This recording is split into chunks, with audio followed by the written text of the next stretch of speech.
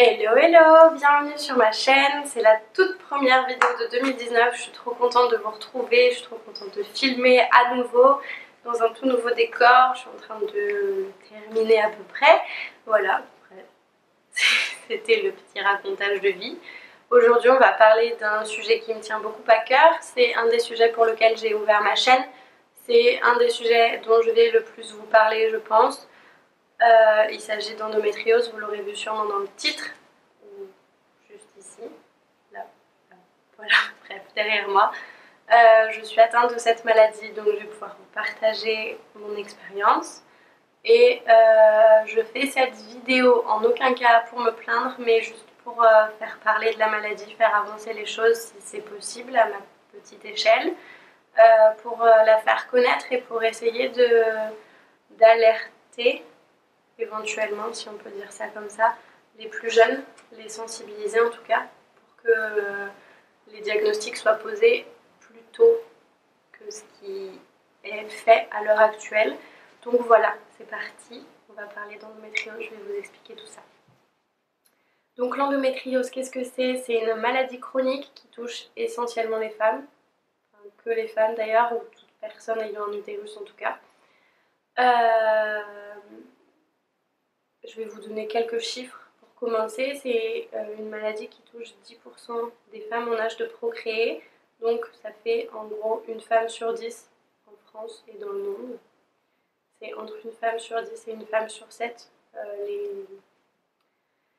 les statistiques actuelles. Voilà. Donc je ne sais pas si vous vous rendez compte, mais ça fait quand même beaucoup. C'est une maladie qui est assez peu connue, sur laquelle il y a des recherches en cours évidemment, mais dont on ne sait pas grand-chose et pour laquelle il n'y a aucun traitement spécifique actuel. C'est une maladie dont on ne guérit pas pour l'instant. Espérons que ça change dans les futures années. C'est une maladie bénigne dont on ne meurt pas directement, on va dire. Et par contre, c'est une maladie qui est très invalidante, très handicapante au quotidien, parce que c'est ce que je vous disais, c'est une maladie chronique. Donc voilà. Pour continuer dans les chiffres, il y a environ 7 ans avant d'être diagnostiquée d'endométriose, 7 ans de douleurs, de maux intenses, pour lesquels on n'est pas forcément pris au sérieux. On y reviendra. Mais voilà, 7 ans avant d'être diagnostiquée. Je trouve pour ma part que c'est énorme parce que c'est une moyenne, donc ça peut aller de 2 ans, voire moins, à 10 ans, voire plus. Enfin, c'est énorme. C'est énorme. Voilà. C'est une maladie qui, dans 40% des cas, provoque de l'infertilité, des grosses difficultés à procréer, voire l'impossibilité totale. Ça existe malheureusement. On est de plus en plus aidé par la science, mais ça suffit pas forcément toujours. Voilà.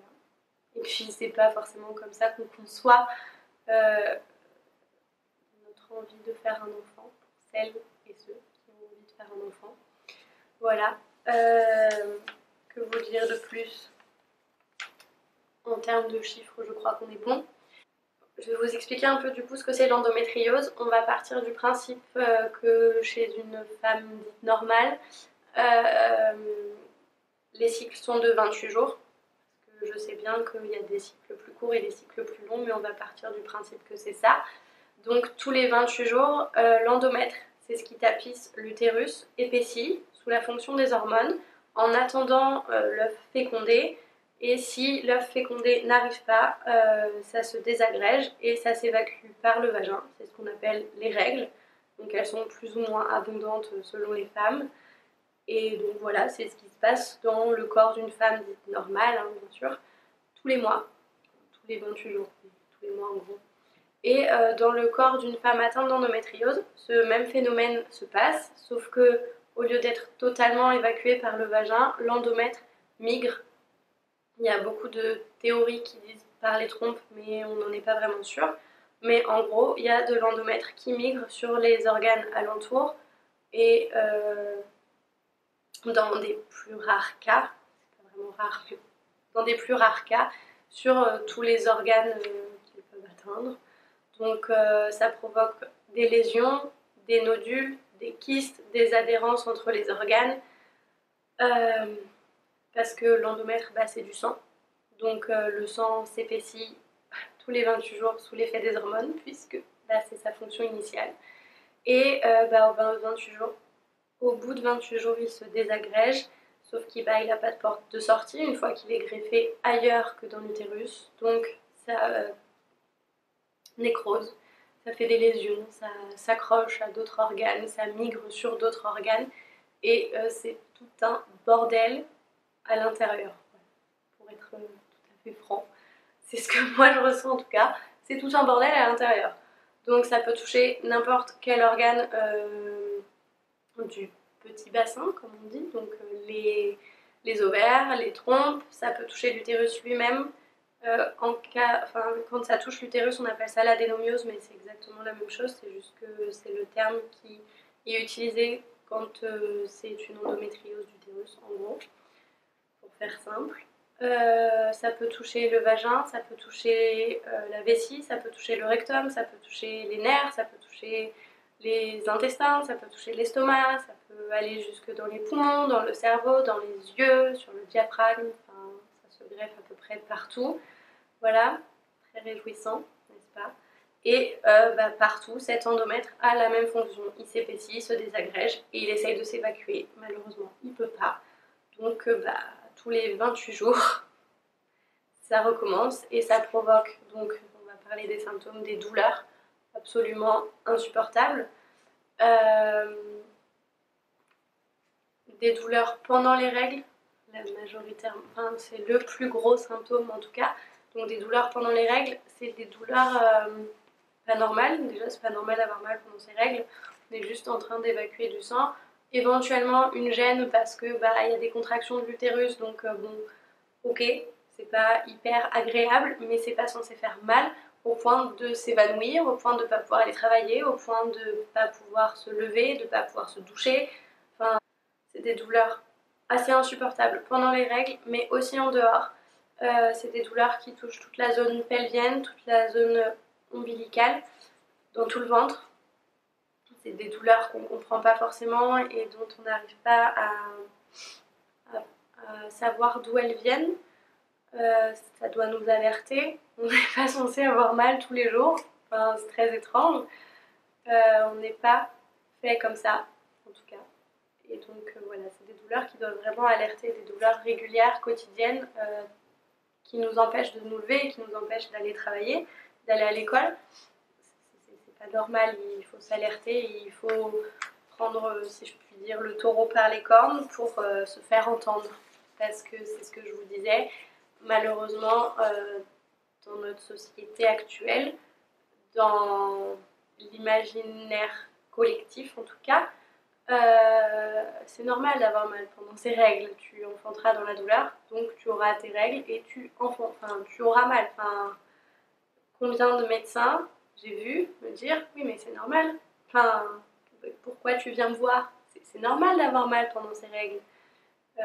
Nos mamans nous le disent, oui mais ma fille, c'est normal. Et non, pas normal. On n'est pas faite comme ça, on n'est pas faite pour souffrir.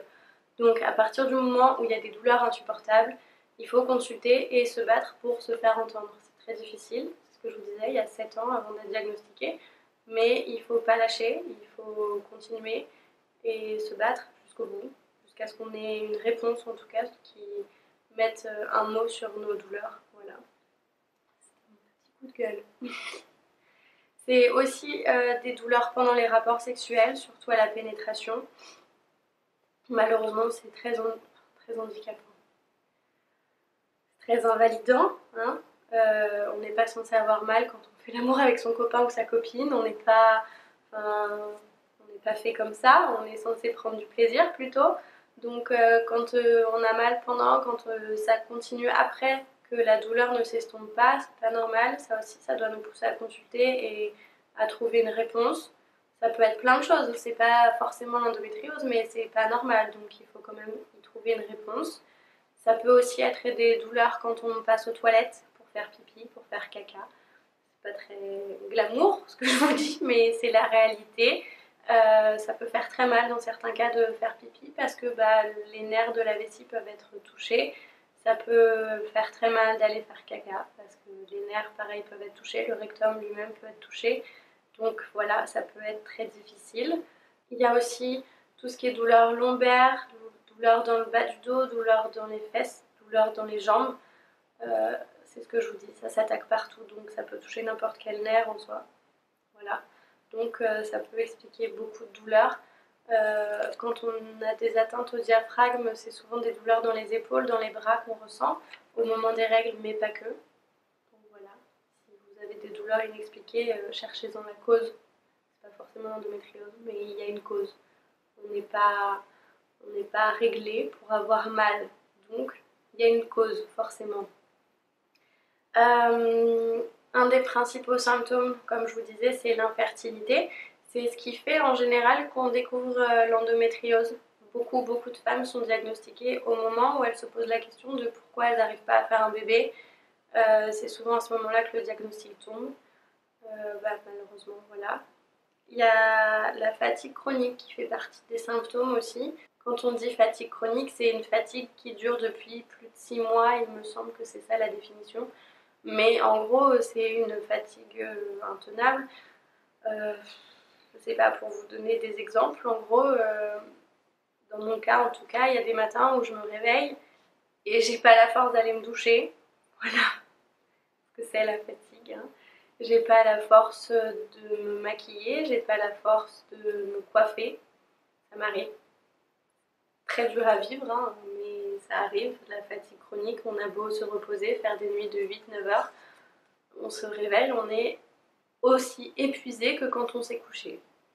Et malheureusement, c'est une fatigue qui dure et qui est c'est mon opinion en tout cas, qui est sûrement due au fait que ton corps se bat à peu près H24 contre une maladie et il ne sait pas trop comment se défendre, donc forcément, ça fatigue. Voilà, c'est mon petite opinion, je ne suis pas médecin, hein, mais c'est comme ça que moi j'appréhende les choses en tout cas. Et du coup, par rapport aux douleurs aux toilettes, ça peut aussi être des troubles urinaires, des troubles digestifs, donc des difficultés à faire pipi ou le contraire, hein, des difficultés à se retenir, des grosses périodes de diarrhée qui font suite à des grosses périodes de constipation. Ça peut être lié à des atteintes digestives. Ton corps fait n'importe quoi. En gros, dans l'idée, c'est ça. Voilà, moi c'est ce que je retiens en gros, ton corps fait n'importe quoi, mais il y a une raison à ça et il faut la trouver. Donc voilà, c'est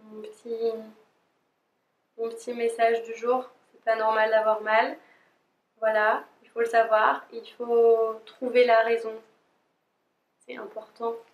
Ça va pas tout arranger de savoir d'où ça vient, mais ça va quand même être un soulagement, si je peux dire ça. Enfin bref. Pour parler des traitements, comme je vous disais, il n'y en a aucun spécifique. Hein. Voilà. L'endométriose, ça ne se soigne pas. On n'en guérit pas. Il n'y a pas pour l'instant en tout cas, de traitement spécifique qui nous promettent une guérison certaine. Il y a des traitements mis en place, évidemment, mais c'est pas quand même comme ça. La grande majorité, c'est des traitements hormonaux, donc la pilule ou le stérilet hormonal. Voilà, la pilule, avec tout ce que ça comporte comme effet secondaire. Mais le but étant de couper totalement les règles pour éviter que la maladie se développe plus encore. C'est l'idée principale. Il y a aussi la ménopause artificielle, dans le cas où les traitements hormonaux ne suffisent pas, ou ça ne coupe pas forcément les règles. La ménopause artificielle, là, c'est sûr, hein, on n'a plus de règles, on est en ménopause, comme nos mamans ont été, et avec tout ce que ça comporte, donc hein, la ménopause, les bouffées de chaleur, la perte de libido, hein, parce qu'il faut en parler, qu'est-ce que ça provoque d'autre, des douleurs dans les os, enfin, tout ce qui est lié à la ménopause. Voilà. C'est réjouissant quand on t'annonce ça à 26 ans, hein, par exemple. Et le dernier traitement, ça peut être l'opération.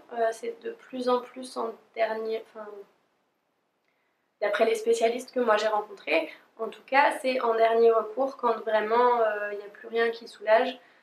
L'opération, c'est une célioscopie en général ou une laparoscopie. Mais en gros, on enlève toutes les lésions, tous les nodules, tous les kystes, toutes les adhérences que l'endométriose a faites pour aller mieux.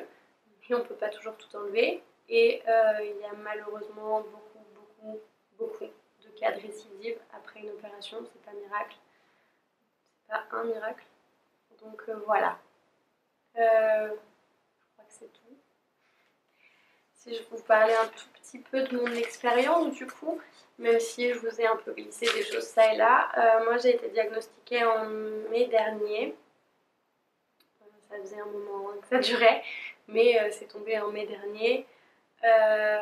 Pour vous remettre en situation, en gros, j'ai eu mes règles à 15 ans. Ouais, je sais, je suis une chanceuse. À 15 ans, c'était trop bien.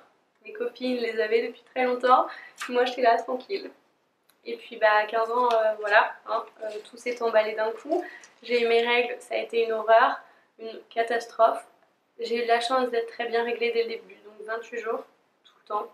J'ai jamais eu de problème de cycle en soi, mais des gros problèmes de douleur, oui, dès le début de mes règles. Ça a été très douloureux, j'ai beaucoup manqué l'école à cause de ça. J'ai eu la chance d'avoir une maman très compréhensive, donc qui comprenait ma douleur et qui me laissait tranquille à la maison. Malheureusement, à 15 ans, bah, j'étais pas prête d'être diagnostiquée. Hein, voilà. Mon médecin m'a mis sous pilule très vite, en se disant que ça allait calmer les douleurs. Alors effectivement, ça a un peu calmé. C'était pas non plus la grosse fête, mais ça allait mieux. Je pouvais me lever, je pouvais aller en cours, je pouvais voir mes copains, mes copines. Donc voilà, c'était déjà ça de gagner. Ensuite, j'avais quand même des douleurs, mais c'était assez supportable, donc je disais. Et à, je sais plus quel âge, vers 22-23 ans, la pilule a commencé à ne plus suffire. J'avais de nouveau très mal. Je m'en plaignais assez régulièrement au médecin. Voilà, j'avais changé de médecin entre-temps. Hein. Mais en gros, je me plaignais assez régulièrement de mes douleurs pendant mes règles. Moi, c'était essentiellement des douleurs pendant les règles, je suppose, grâce à la pilule. Donc, je suis passée à une pilule en continu qui me coupait mes règles. Voilà. Ça s'est un peu apaisé. C'était pas non plus la grosse fête, mais pareil, ça s'est apaisé. C'était raisonnable, on va dire, par rapport à ce que j'ai connu et ce que je connais actuellement.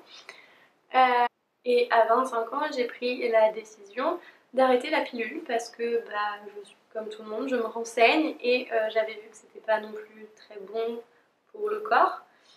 Et je m'étais dit, écoute, je n'ai pas de copain, au pire, il y a d'autres moyens de contraception. Donc voilà, arrêtons cette connerie qui te bouffe le corps. En gros, c'était mon opinion sur le coup. Donc j'ai arrêté en octobre, l'octobre dernier. Et ça a été le début de la fin, si on peut dire ça comme ça. Une catastrophe, mes douleurs, j'en pouvais plus, je n'allais pas travailler, c'était impossible. J'en pleurais, c'était catastrophique, il n'y a rien, mais vraiment rien qui me soulageait. Et c'était horrible, enfin, j'ai pas d'autres mots, voilà. Je m'en suis plaint beaucoup. Et bah, on était en phase de test, je tentais l'homéothérapie, je tentais des médicaments un peu plus forts, l'Antadis. Autant que vous le sachiez, l'Antadis c'était égal à prendre du sucre, hein, mais voilà, c'était toujours ça. J'ai testé plein de choses et en mai, un matin, un dimanche matin, je pense que je m'en souviendrai toute ma vie, j'ai été faire pipi, ça m'a déclenché une douleur, mais j'avais réellement jamais connu ça. Je suis pas chochotte pourtant, je pense. Mais là, c'était atroce, j'étais pliée en deux, je ne savais pas comment me tenir, j'avoue, j'étais complètement ailleurs. J'ai répété, je pense, 1000 fois que j'allais mourir. Et du coup, ma meilleure amie, un peu alertée du coup, a appelé le SAMU, j'ai été aux urgences et aux urgences quand je suis arrivée en leur disant ça, on a tout de suite pensé à une infection urinaire. J'aurais préféré. Et malheureusement, j'ai été ensuite auscultée par un médecin. J'ai eu un toucher vaginal et une échographie endovaginale. Et le médecin a détecté quelque chose de pas très normal. J'ai pas compris, je vous avoue, j'étais tellement dans les vapes à cause de la douleur. J'ai pas réellement compris ce qui s'était passé, mais en gros, une masse s'était détachée et c'est ce qui me faisait mal. Et lui m'a tout de suite dit qu'il pensait qu'éventuellement je pouvais être atteinte d'endométriose et qu'il fallait que je fasse vérifier ça par une gynécologue en ville, parce que lui, on n'avait pas les moyens aux urgences, il avait d'autres patientes à voir. Donc voilà, je suis sortie de là avec du Doliprane et du Spasfon. Voilà. Ça me fait rire aujourd'hui, mais à l'époque, je vous avoue, ça m'a pas fait rire du tout. J'étais un peu, comment ça, genre, les gars, je viens de vous dire que j'ai pris tout ce que j'ai trouvé à la maison, ça n'a rien fait, vous me donnez du Doliprane et du Spasfon. Ok. Donc je suis rentrée, j'ai passé la journée couchée au lit, hein, concrètement. J'ai pris un rendez-vous par chance le lendemain chez une gynécologue pas très loin de chez moi, qui, de nouveau par chance, connaissait l'endométriose. Donc quand je l'ai vue le lendemain, elle m'a de nouveau auscultée. Les réjouissances. Et elle a tout de suite vu que c'était un peu dans un état déplorable à l'intérieur. Elle m'a diagnostiqué l'endométriose, elle en était sûre à 100% juste en ayant fait une écho. Donc voilà, mais elle m'a quand même envoyé faire un IRM pour vérifier et pour savoir où étaient placées les lésions. Voilà. Donc j'ai passé l'IRM. Malheureusement, je ne l'ai pas fait dans un centre spécialisé, c'était pas forcément des médecins qui connaissaient très bien l'endométriose, parce que malheureusement, c'est ce qui arrive à la plupart. Hein. Les médecins ne sont pas très bien informés sur cette maladie. Donc, voilà. Et bon, on a vu des lésions hein, un peu partout. J'ai revu la gynécologue, on a mis un traitement en place, une pilule. Pour quelqu'un qui voulait l'arrêter, c'était reparti. Et elle m'a dit voilà, hein, vous êtes atteinte d'endométriose. Allez, salut!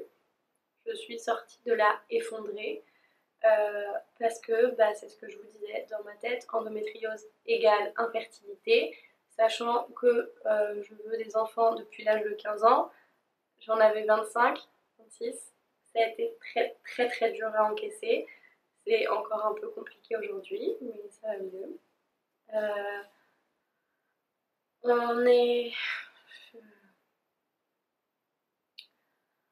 On est un peu laissé seul. Je sais pas comment dire ça, mais enfin, je me suis pas sentie accompagnée en tout cas.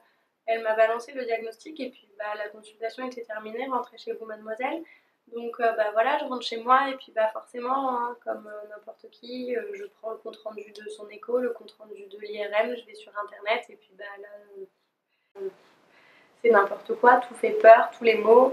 On voit infertilité, mais on voit même pas que ça en fait, parce que du coup on arrive sur internet, on tape endométriose, on tape les atteintes qu'on nous a trouvées, et c'est la débandade concrètement. On a l'impression qu'on va jamais s'en sortir.